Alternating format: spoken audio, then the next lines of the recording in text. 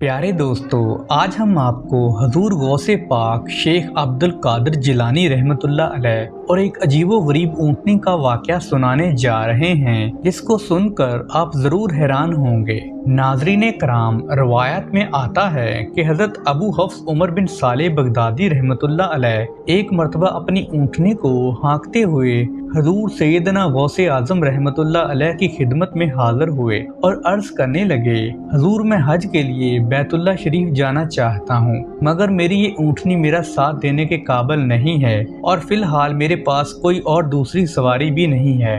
हजूर गौसे आज़म रहमतुल्लाह अलैह ने उस ऊँटनी की पुश्त पर अपना हाथ फेरा और उसके बाद हजरत अबू हफ्स उमर बिन सलाह बगदादी रहमतुल्लाह अलैह ने उस ऊँटनी को एड़ी लगाई तो ऊँटनी बैतुल्लाह शरीफ तक भागती ही चली गई और कोई दूसरी सवारी फिर उसके नज़दीक तक भी नहीं आ सकी।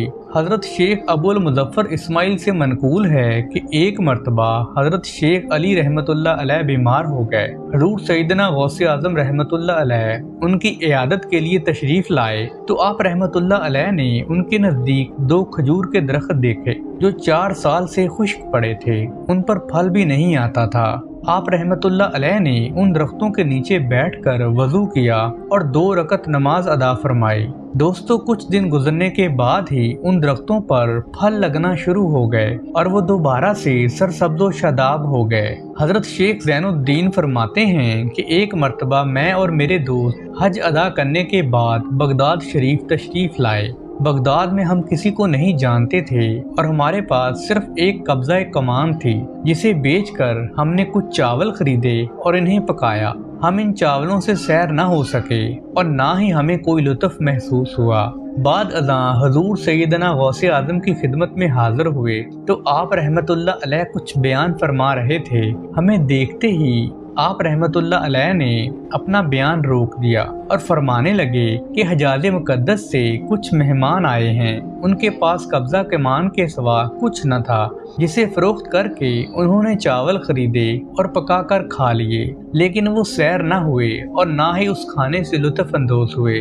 हमने जब हजूर गौसे आज़म का ये कलाम सुना तो हम हैरान और परेशान रह गए। महफिल ख़त्म होने के बाद आप रहमतुल्लाह अलैह ने दस्तरखान बिछवाया। मैंने आहिस्तगी से अपने दोस्त से उसकी पसंदीदा चीज़ के मुतल्लिक़ पूछा तो उसने कहा वो हलवा खाना चाहता है और मेरे दिल में उस वक्त शहद खाने की ख्वाहिश पैदा हुई।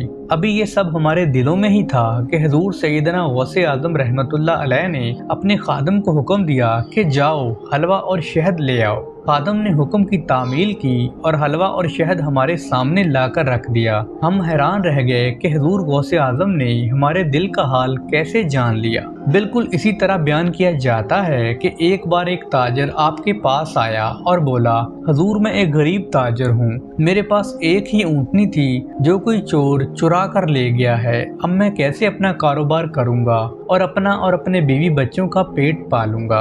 आप रहमतुल्लाह अलैह ने फरमाया, ठीक है, हम दुआ करेंगे, इंशाअल्लाह जल्द ही तुम्हारी ऊँटनी मिल जाएगी। वो बोला, हजूर मेरी मदद फरमाएं, मुझे जान के लाले पड़े हैं, जाने कब मेरी ऊँटनी मिलेगी और कब मेरा कारोबार चलेगा।